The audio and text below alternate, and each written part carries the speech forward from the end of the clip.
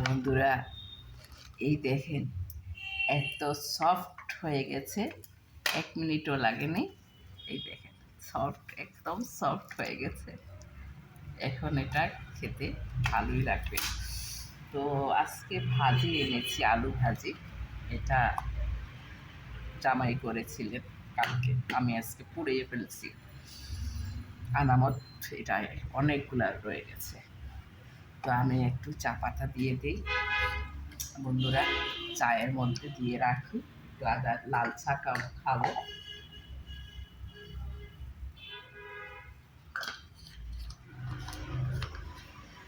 এগুলো আমার মধুর মধুর এই কত মধু যে খেয়েছি জীবনে, এদিকে দামি দামি মধু। দেখেন, এটা দেখেন লেখাটা।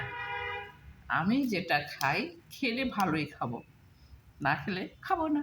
কোনো কিছুর প্রয়োজন হলে ঘরের যদি আসবাবপত্র এই সেই কিনলে ভালোর দিকে চোখ যায়। এই যে একটা প্রবলেম আমাকে সবাই বলে মানসিক প্রবলেম।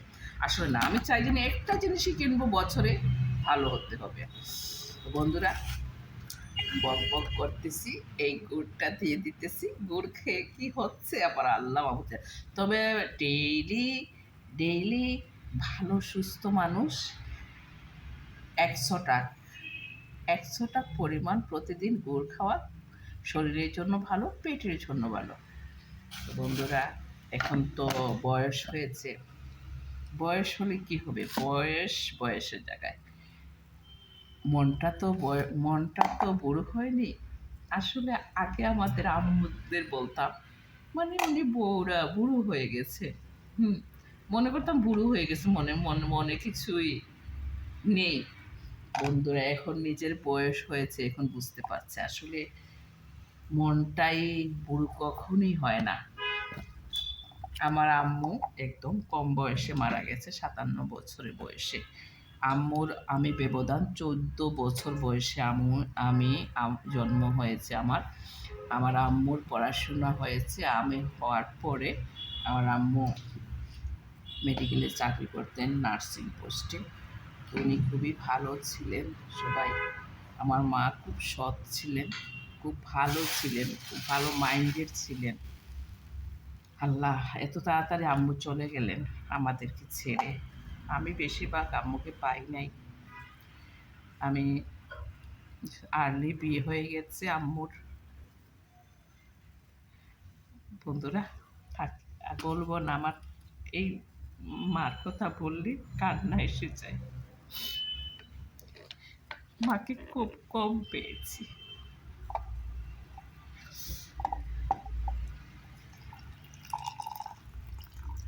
এটা দিয়েছি। এখন মার জন্য দোয়া ছাড়া কিছুই নেই। এই রব্বির হামহুমা কামা রাব্বায়ানি সাগীরা কন্টিনিউ করে। এইটাই হলো সন্তানদের সবচেয়ে মানে দেয়া, আর কিছুই দেয়া না। দান সদকার থেকে এইগুলোই হইলো, দোয়াটাই হইলো বড় ইম্পর্টেন্ট।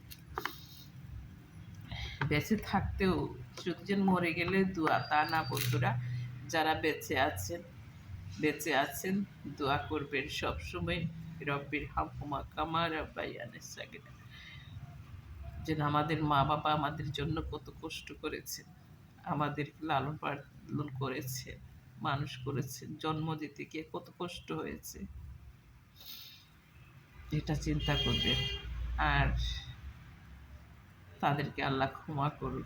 মানে সন্তানের যে দোয়া, মানে আল্লাহ তাআলা মানে কি বলবো, তীরের মতো গিয়ে লাগে ওদের। ওরা সব সময় অপেক্ষা করতে থাকে, তারা অসহায়, যে কি আসতেছে। যদি এই সন্তানরা দোয়া করে, তখন তাদের এই মানে উপহার হিসাবে এটা ওনারা পান, তাদের একটু আসান হয়। আল্লাহ ভালো রাখুন আমার আম্মা আব্বু, নানা নানি, দাদা দাদি, যারা রক্তের যত মানুষ আছেন মারা গেছেন, যত মুসলিমগণ কবরবাসী আছেন, তাদেরকে আল্লাহ জান্নাত নসিব করুন। তো ওই বন্ধুরা, ওই দেখেন, আমি আসলে কোনো একটা ডিসিশন নিয়ে আলোচনা করি না, যে না এটা বলতে হবে, ওটা বলতে হবে। আমার মনে যা আসে তাই তাই আপনাদের মাঝে এই বলা, ব্রেইনে যা আসে। তো বন্ধুরা, মায়ের কথা আজকে বলবো ধারণাই ছিল না, এই চলে আসলো মায়ের কথা। তো আল্লাহ আমার আম্মুকে ভালো রাখুন, জান্নাত নসিব করুন, এটাই কাম্য। সন্তান হিসাবে আর কোনো করব, পারলে হাদিয়া আমার যদি তৌফিকে থাকে ১ টাকা দেয়ার, ১ টাকা আল্লাহ বলছে তোমার ৪ আনা থাকলে ৪ আনা হাদিয়া করো, এটা তোমার ৪ লাখের সমান তোমার স্ট্যাটাস অনুযায়ী। তুমি যে ৪ লাখ দিতে হবে, ৪ লাখের কোনো প্রয়োজন নেই। তুমি ৪ আনা দিন। তুমি এখন তো ৪ আনা নেবে না, ফকির তো নেয় না। একটা উদাহরণ, ১০ টাকা দিলে নেবে, ৫ টাকাও নেয় না, তো ১০টা টাকা হাদিয়া করে দিলেন। যারা বেঁচে আছেন মা বাবা, তাদের জন্য এই দোয়াটাও করবেন। আমরা তো মনে করি শুধু মরে গেলে এই রব্বির হামহুমা এটা বলতে হয় না বন্ধুরা। সবসময় মা বাবা বেঁচে আছেন, তাদের জন্য সবসময় দোয়া করবেন। সন্তানরা সন্তানের জন্য মায়েরা এত স্বপ্ন, এত কষ্ট, এত সার দেন, বুঝছেন? আমার মাও তো আমাদের জন্য কত কষ্ট করেছেন, স্বপ্ন দেখেছেন আমাদেরকে নিয়ে। তো যাই হোক, আলহামদুলিল্লাহ, আল্লাহ তাআলার রহমতে আমরা সবাই ভালো আছি। যার যে জায়গা থেকে ভালো আছি বন্ধুরা, আমরা সবাই সুখী আছি আলহামদুলিল্লাহ। আমার মা যেন আল্লাহ তাআলা ভালো রাখেন, জান্নাতুল ফেরদৌস দান করেন। আর আমার বাবাকে কম দেখেছি, এটাও এই প্রসঙ্গে বলবো না এখন। তো এই আমার মা অনেক কষ্ট করেছেন আমাদের জন্য। তো বন্ধুরা, আমার মার জন্য দোয়া করবেন। ২০১১-তে আমার আম্মু মারা গেছে, অনেক দিন হয়ে গেছে, লাগেই সেই দিন। এখন ৪-৫ বছর তো অনেক কেঁদেছি, অনেক কেঁদেছি। এখন এই পপুলারের সামনে আমার মা হঠাৎ ভালো, কোনো কিছুই ছিল না। একটু গরম ছিল, গরমের দিন ছিল, ওই গরমের সময় খাওয়া দাওয়া একটু বন্ধ হয়ে গিয়েছিল। আমি ৪ দিন আগে গিয়ে আসছিলাম। আমি মারা যাওয়ার আগ কেন, আমার মা এক কয় মাস আগে আমার মন এত খারাপ ছিল, তো আমার মনে হইতো আমার কোন প্রিয় জিনিস আমার নাই হয়ে যাচ্ছে, কোনো জিনিস নাই হয়ে যাচ্ছে হয়তো, এরকম মনে হইতো। সেজদাত গেলেই দেখতাম এই করাত, দেখতাম যে মুর্দা নিয়ে যায়, চাদর, এই নামাজে দেখতাম, মানে কন্টিনিউ আমার এটা। শ্বশুর বাসায় সবাইকে বলছি যে আমি আজ থেকে আমার মাকে আমি এক বৃহস্পতিবারে যাব, রাত্রে পার্লার করে শুক্রবারে পার্লারে চলে আসবো, রাতটা থাকবো। এই পারমিশনটা নিয়েছিলাম, তো সবাই দিয়েছেন। সবাই বলছে আমার মাথার সমস্যা হয়েছে বা কিছু মানসিক সমস্যা একবার তো হয়েছিল, এটা মনে করছে। কিন্তু না, আমার আম্মুর জন্য খুব কান্না পেত। তো ওই ৩ বৃহস্পতিবার গিয়েছিলাম, পরের বৃহস্পতিবার বলছিলাম আম্মু, বুধবারে গেছি, যে না আমি কাল বৃহস্পতিবারে আসতে পারবো না, আমার বাচ্চাদের পরীক্ষা।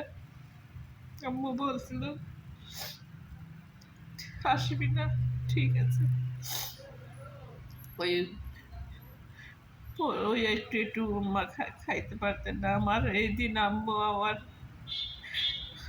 আমার মা বড়শির কাছে আম্মু আমার পায়ের পুরাতে আমার মাথাটা রেখে আমার এইভাবে বাচ্চাদের মতো আম্মু আমার মাথা রেখেছিলেন, আমাকে ছাড়তে চাননি।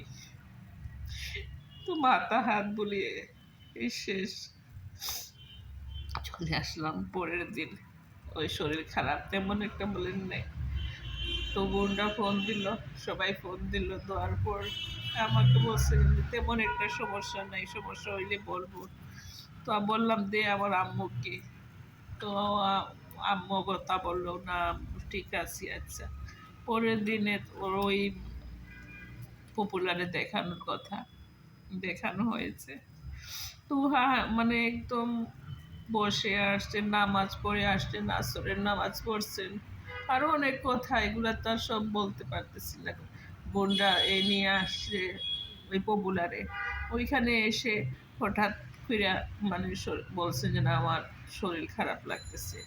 আর ডাক্তার চেক আপ করে বলছে যে কোনো অসুখ নেই, কোনো প্রেশার নেই, এই নাই সেই নাই।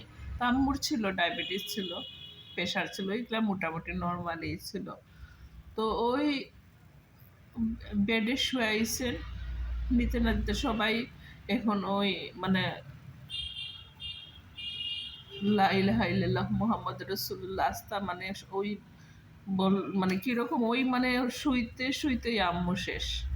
তো সবাই মানে অবাক হয়ে গেছেন যে নেই কি মৃত্যু হলো। সবাই আস্থা পপুলারের সবাই যারা যারা ছিলেন উপস্থিত, লা ইলাহা ইল্লাল্লাহ মুহাম্মদ রাসূলুল্লাহ সবাই পড়েছে। আর আমি এই ভাই ফোন দিল, ফোন দেওয়ার পর বললো আম্মু কি করতেছে, তুমি আসো। আমি গেলাম এখানে, এখান থেকে রেফার করেছে, মৃত্যু, মরে গেছেন, দিয়ে দিচ্ছে ইমার্জেন্সিতে মেডিকেলে। ওইখানে গেলাম, যাওয়ার পর আমার বোনের চিৎকার কান্না শুনতে পারছি ওই ইমার্জেন্সি গেটের বাইরে থেকে। আমি মানে এক 5 মিনিট আমি কোনো আম্মুর দিকে তাকাইছি, আমার কান্নাও আসে নাই কোনো। হঠাৎ কইরা আমার মানে হুশ আসছে, আমি ভাই আসছে, ওকে জড়াইয়া কান্না করেছি। এই হইলো মানে আম্মু যে এত তাড়াতাড়ি চলে যাবে সেটা বুঝিনি। আমি আমার আম্মুকে কোনোদিনও আমি আম্মু কষ্ট পাবে এরকম আমি কোনো কথা বলিনি। আমার ফ্যামিলিতে আমার ভাই বোনটা অনেক সময় বলছে, কিন্তু আমি কোনোদিনই বলিনি। তো যাই হোক বন্ধুরা, এর থেকে কি বলে ফেললাম আপনাদের সাথে শেয়ার, মানে ওর কষ্ট জানি না কেন আসলো। আচ্ছা, আল্লাহ তাল্লাহ ক্ষমা করুন, আমাকে ক্ষমা করুন। আমি চাটা খেয়ে ফেলি, বন্ধুরা নাস্তাটা খেয়ে ফেলবো। আপনাদের সাথে থাকুন, আবারও দেখা হচ্ছে অন্য কিছু নিয়ে।